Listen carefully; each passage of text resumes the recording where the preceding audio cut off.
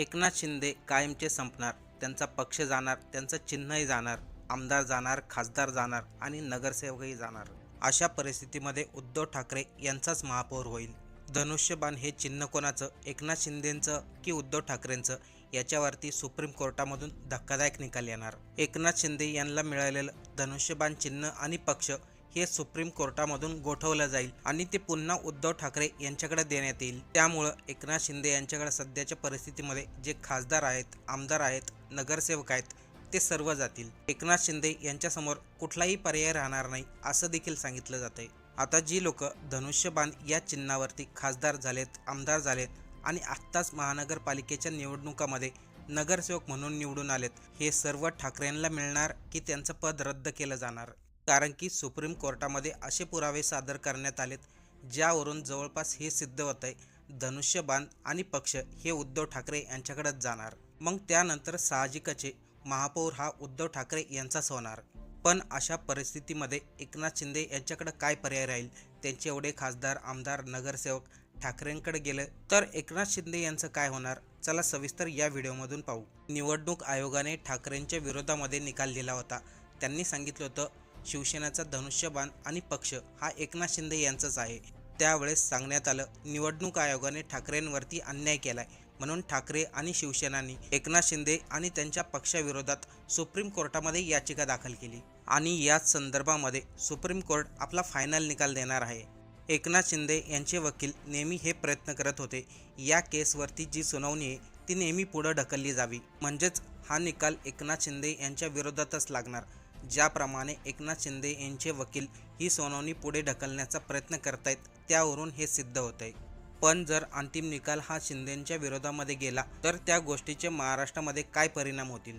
जर सुप्रीम कोर्टाने एकनाथ शिंदे यांचं धनुष्यबाण आणि पक्ष हे दोन्हीही गोठवलं तर अशा परिस्थितीमध्ये शिंदेंच्या पक्षाला नवीन नाव आणि नवीन चिन्ह मिळणार.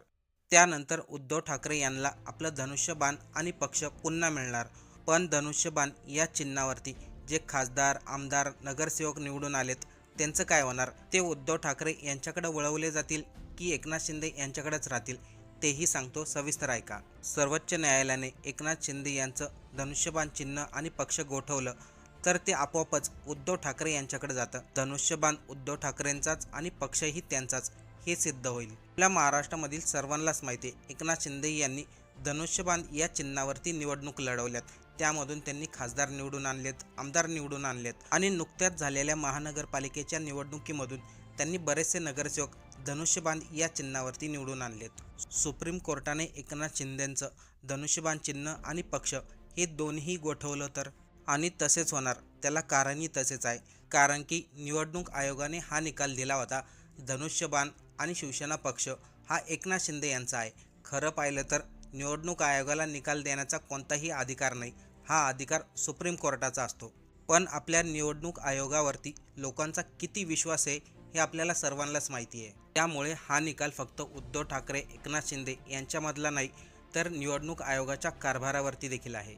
निवडणूक आयोगाने जो निर्णय दिला होता तो पूर्णपणे चुकीचा होता हे सुप्रीम कोर्टामध्ये सिद्ध होणार. असं झाल्यानंतर एकनाथ शिंदे यांच्याकडे सध्याच्या परिस्थितीमध्ये जे धनुष्यबाणाचं चिन्ह आहे, जो पक्ष आहे, ते दोन्ही गोठवलं जाणार. मग आता यामध्ये प्रश्न येतो, धनुष्यबाणावरती जे खासदार, आमदार, नगरसेवक झालेत त्यांचं सर्वांचं पद धोक्यामध्ये येईल का? तर त्याचं उत्तर आहे नाही. त्याचं कारण म्हणजे धनुष्यबाण चिन्ह आणि पक्ष कोणाचा त्याचा निर्णय आत्ता दिला जाणार, म्हणजे 2026 मध्ये. आणि एकनाथ शिंदेंचे जे आमदार, खासदार, नगरसेवक निवडून आलेत ते 2026च्या अगोदर, म्हणजे धनुष्यबाण कोणाचा हा निर्णय होण्या अगोदर. त्यामुळे शिंदे गटातील कोणताही आमदार असो, खासदार असो, नगरसेवक असो त्यांचे पद रद्द होणार नाही. पण इथे सर्वात महत्त्वाचा मुद्दा म्हणजे एकनाथ शिंदे यांना नवं चिन्ह मिळणार, नवा पक्षाचं नाव मिळणार. पण त्यांचे आमदार, खासदार, नगरसेवक यांचं काय? कारण की ते धनुष्यबाण या चिन्हावरती निवडून आले होते. त्यामुळे जर एकनाथ शिंदे यांना नवीन पक्ष मिळाला, नवीन चिन्ह मिळालं तर त्यांना शिंदेंच्या नव्या पक्षामध्ये जावे लागेल असं कोणतंही बंधन असणार नाही. त्यामुळं जो आमदार, खासदार, नगरसेवक धनुष्यबाण या चिन्हावरती निवडून आलेत ते दुसऱ्या पक्षामध्ये सहजपणे जाऊ शकतात आणि त्यांना एकनाथ शिंदे थांबू शकत नाही. धनुष्यबाण चिन्ह आणि पक्ष एकनाथ शिंदे यांच्याकडून काढून घेतलं तर त्यांच्याकडे पहिला पर्याय राहणार तो म्हणजे त्यांना सर्वात अगोदर आपले जे खासदार, आमदार, नगरसेवक आहेत त्यांचा एक गट तयार करून लोकसभेमध्ये, विधानसभेमध्ये आणि महानगरपालिकेमध्ये गटनेता म्हणून नोंद करावी लागेल. असं जर त्यांनी केलं तर त्यांचा संपूर्ण पक्ष एकाच बरोबर राहील. पण यामध्ये एकनाथ शिंदे यांच्याकडे दुसरा मोठा पर्याय असू शकतो, तो म्हणजे नवीन पक्ष घ्यायचं, नवीन चिन्ह घ्यायचं की भाजपमध्ये जायचं. मग असं जर झालं तर उद्धव ठाकरे यांचा महापौर होईल का? उद्धव ठाकरेंना धनुष्यबाण चिन्ह आणि पक्ष मिळणार. मग जे धनुष्य बांधावरती निवडून आलेले खासदार, आमदार, नगरसेवक आहेत ते उद्धव ठाकरे यांच्याकडे जातील का? त्याचं उत्तर आहे नाही. कारण की ज्याप्रमाणे एकनाथ शिंदे यांनी धनुष्यबाण काढून घेतलं होतं, पक्ष काढून घेतलं होतं, त्यानंतर उद्धव ठाकरे, अनिल परब, अंबादास दानवे, संजय जाधव हे सर्व एकनाथ शिंदे यांच्या पक्षाचे झाले नाहीत. म्हणूनच तर धनुष्यबाण आणि पक्ष दोन्हीही उद्धव ठाकरेंकडे आलं तर एकनाथ शिंदेंचे कार्यकर्ते उद्धव ठाकरेंचे होणार नाहीत. पण पक्ष आणि चिन्ह पुन्हा उद्धव ठाकरेंना मिळाल्यानंतर जी लोक मशाल चिन्हावरती निवडून आली होती ती सर्व धनुष्यबाणाची होतील. पण खरा पॉईंट आणि महत्त्वाचा पॉईंट तर इथंच आहे, शिंदे नवीन चिन्ह घेतील की भाजपमध्ये मर्ज होतील.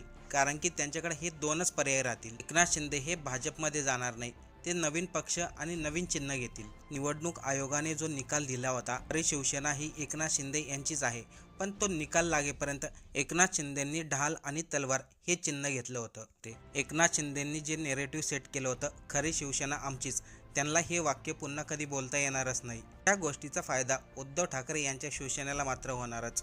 शिंदेंचं शिवसेना पक्ष जरी गेलं, चिन्ह जरी गेलं तर ते कधीही भाजपमध्ये जाणार नाही. कारण की त्यांना स्वतःच्या अस्तित्वाची जाणीव आहे.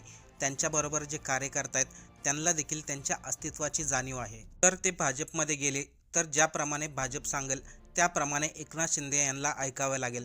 त्यामुळं जरी एकनाथ शिंदे यांचा पक्ष गेला, चिन्ह गेलं तरी ते भाजपमध्ये जाणार नाही आणि उद्धव ठाकरे यांना काहीही फायदा होणार नाही.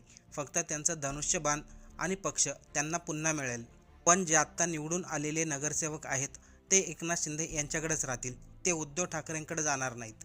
आता जी लोक म्हणत होती एकनाथ शिंदे यांचा पक्ष काढून घेतला, चिन्ह काढून घेतलं तर त्यांचे सर्व नगरसेवक उद्धव ठाकरे यांच्याकडे जातील, तर याच्यामध्ये कोणतंही तथ्य नाही. त्यामुळं शिंदेंचा पाठिंबा उद्धव ठाकरेंना मिळत नाही हे सिद्ध होतंय आणि उद्धव ठाकरे यांचा महापौर होणं हे कठीण आहे. महापौर होईल तो भाजपचाच होणार, कारण की भाजपकडं जास्त संख्याबळ आहे आणि एकनाथ शिंदे यांचा पाठिंबा देखील आहे. एकनाथ शिंदे कोणत्याही परिस्थितीमध्ये उद्धव ठाकरे यांना पाठिंबा देणार नाहीत. त्यामुळं आपण जे सोशल मीडियावरती ऐकतायत उद्धव ठाकरे यांचा महापौर होईल, एकनाथ शिंदे यांचा महापौर होईल, महापौर पदासाठी असं कोणतंही गणित जुळतच नाही.